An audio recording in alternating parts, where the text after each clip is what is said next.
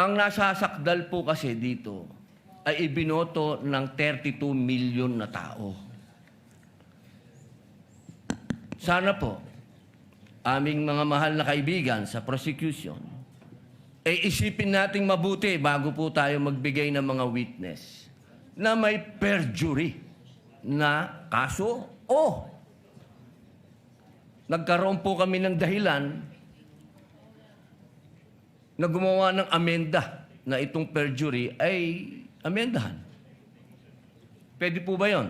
Your Honor, with all due respect, I would like to take exception to the question and manifestation of the Honorable Senator Judge Robin Padilla.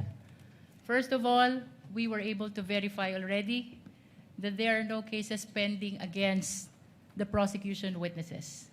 In addition, Your Honor, and only to respond to the concern of the Honorable Senator Judge Padilla, ang conviction po ay hindi ground for disqualification unless it is final and unless it is punishable by more than 1 year and that the crime constitutes moral turpitude.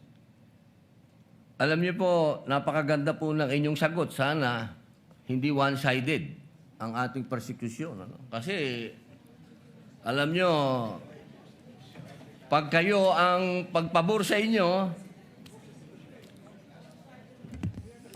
alam niyo ba, bawal po ang ginagawa. Kindly maintain Presiding order officer, within the bawal court. po ang ginagawa nitong nasa harap natin, nagkukomento. Kindly maintain order in the court. The Sergeant at Arms, by authority of the Senate President, is directed to kindly maintain Hindi po order in the sila court. allowed. Mag-ingay. Korte po ito. Thank you. You may proceed, Senator Judge. Who was speaking? Ako po. You may proceed, Senator Judge. I was Padilla. interrupted. With due English. apologies.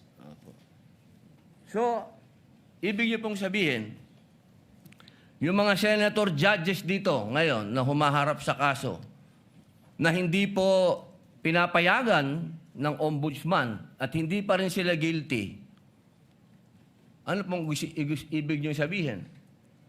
Your Honor, with all due respect, ang question niyo po kanina ay kaugnay ng pagtistigo. Testigo nga, Referring to judges the nga yung witnesses of sinasabi the prosecution, Your Honor. Ang usapan po ay yung guilty or not guilty.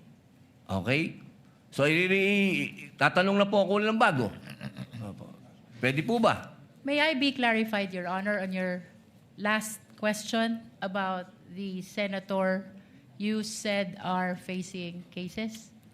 Lead counsel, I think that was more Alam of niyo a... po, malinaw na po yung sinabi ko and wala po kayong karapatan magtanong Hindi. sa Senator Judge. Diliwanagin ko nga po. I think Senator Judge Padilla was making a manifestation and not posing a question to the lead prosecutor in relation to our two colleagues. You may proceed, Senator Judge Padilla. Maraming salamat po, Ginoong tagapamahalang hukom.